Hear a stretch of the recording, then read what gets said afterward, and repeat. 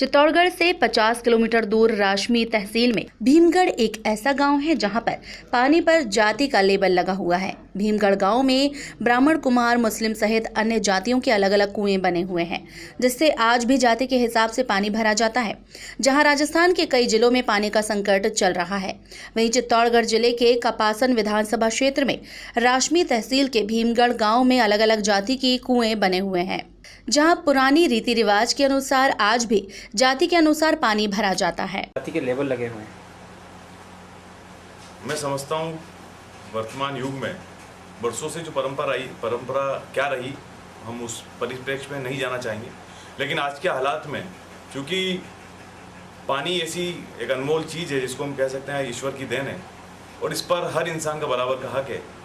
और यदि सामाजिक रूप से हमारे पुराने कह सकते हैं हमारे अग्रजों ने अगर इस बात को कायम रखा हुआ है कि हम पानी केवल जाति विशेष का रहे, तो मैं समझता हूँ आज के युग में जो लोकल निवासी हैं उन लोगों को इस तरफ ध्यान देना चाहिए कि ईश्वर की देन है और इसको बराबर हर समाज, हर तबके के लोगों को पानी मिले।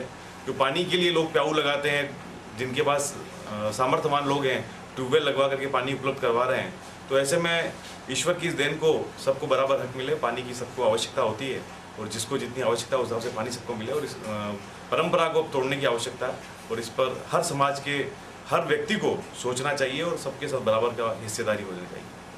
मनीष जी, जैसे कि आप एक समाज सेवी है, क्या कहना है आज भी भीमगढ़ गांव में पानी पर जाति के लेबल लगे हुए हैं? ये बड़ी दुर्भाग्यपूर्ण बात है। हो सकता है आज से सैकड़ों वर्ष पूर्व जब इस प्रकार के ये अलग अलग जाति के हिसाब से कुएं या पानी के साधन बने, उस समय समाज में बहुत छुआछूत थी, अस्पृश्यता थी और उसके कारण जो नीची जातियों के लोग थे जिनको अस्पृश्य माना जाता था, उन लोगों के सामने बड़ी समस्या होती थी कि वे अपने पीने के पानी की व्यवस्था कहाँ से करें। उस काल में ये माना जा सकता है कि इस प्रकार की जातिगत व्यवस्थाओं के आधार पर कुएं बनवाए गए हों, परंतु आज आज़ादी के 62 वर्ष के पश्चात पानी के स्रोतों पर, क्योंकि पानी तो प्राकृतिक साधन है, ये सबके लिए है, इसलिए इन पर जातिगत लेबल लगना, इसको मैं समाज की दृष्टि से भी, राष्ट्र की दृष्टि से भी और मानवीय दृष्टि से भी बहुत दुर्भाग्यपूर्ण मानता हूँ।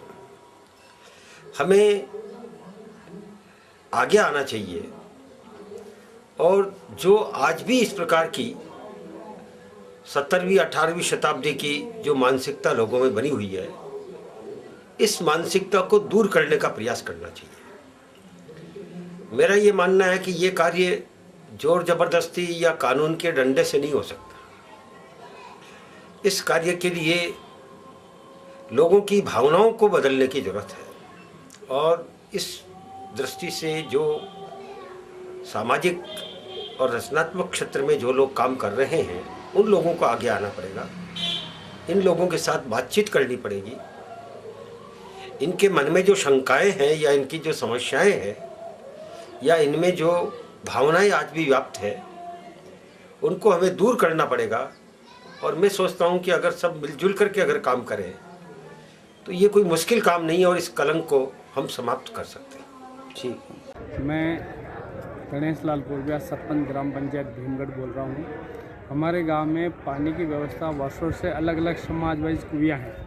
हमारे गांव में तालाब के पास में जाटों की कुई, पूरी की कुई, महाजनों की कुई, रेगरों की कुई, सालवी समाज की कुई, भैरवा समाज की कुई, इस प्रकार अलग अलग जाति की कुएँ बनी हुई है। वर्तमान में आज भी लगभग 12 कुएँ अभी तालाब में स्थित है, जहाँ पर अलग अलग जाति के लोग अलग अलग अपने अपने कुएँ से पानी भरते हैं। फिर जब जाति प्रथा कठोर थी तब ये प्रथा चालू थी, लेकिन वर्तमान में हम इधर उधर से पानी भरने लगे। जाति प्रथा जो ढीली हुई है और समाज समरसता जब समाज में आने लगी है हम किसी भी कुएं से हम अब पानी भरते हैं, लेकिन फिर भी उस कुएं को अपने अपनी जाति के नाम से आज भी जानी जाती है। जहां एक और राजस्थान में पानी की कमी है, चित्तौड़गढ़ जिले के भीमगढ़ में जाट, ब्राह्मण, कुम्हार, मुसलमान समाज के अलग अलग कुएं बने हुए हैं, जहां आज भी समाज के हिसाब से कुआं से पानी भरा जाता है। टाइम 8 राजस्थान के लिए चित्तौड़गढ़ से दीपक व्यास की रिपोर्ट। मैं हूं सीमा वर्मा और आप देख रहे हैं टाइम 8 राजस्थान। टाइम 8 राजस्थान आपका अपना चैनल है। अगर अब तक आपने चैनल को सब्सक्राइब नहीं किया है तो चैनल को सब्सक्राइब कर लें।